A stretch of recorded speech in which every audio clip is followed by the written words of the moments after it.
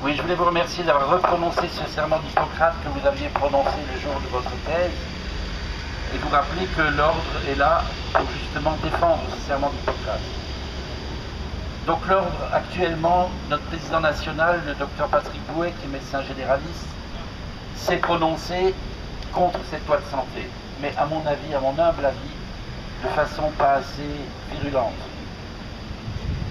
Il a donné encore une interview récemment, je ne sais pas pour ceux d'entre vous qui l'ont lu dans Egora, où il disait « cette loi est inapplicable en l'état ».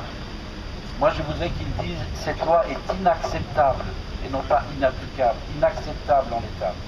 Nous sommes ici pour défendre ce qui est le socle de notre profession, l'éthique médicale, le secret médical et surtout l'indépendance du médecin.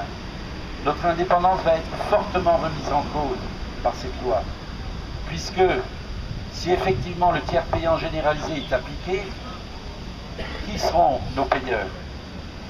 La sécurité sociale, mais surtout les assurances et les mutuelles privées.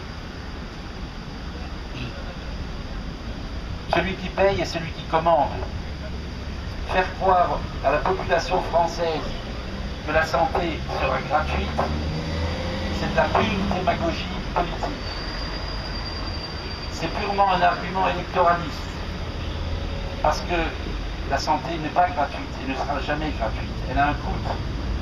Elle a un coût, et ce coût, si ce n'est pas le patient qui le paye lorsqu'il va consulter son médecin, il le payera par ses cotisations qui vont augmenter, et donc qui vont d'autant plus augmenter que ce sera gratuit.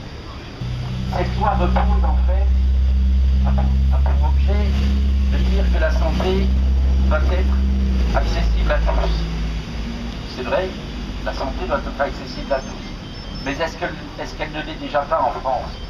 On a la CMU, on a l'aide médicale urgente, l'aide médicale gratuite, l'aide médicale d'État, et on a, je l'espère, que la plupart des médecins sont prêts à faire encore des actes gratuits quand c'est nécessaire, voire à donner des facilités de paiement à leurs patients qui sont en difficulté financière. Donc, dire comme argument que cette loi est nécessaire pour faciliter l'accès aux soins, c'est complètement faux. C'est prendre les gens pour des idiots, c'est prendre les Français pour des imbéciles, j'allais dire un autre gros mot. Ça n'a aucun sens.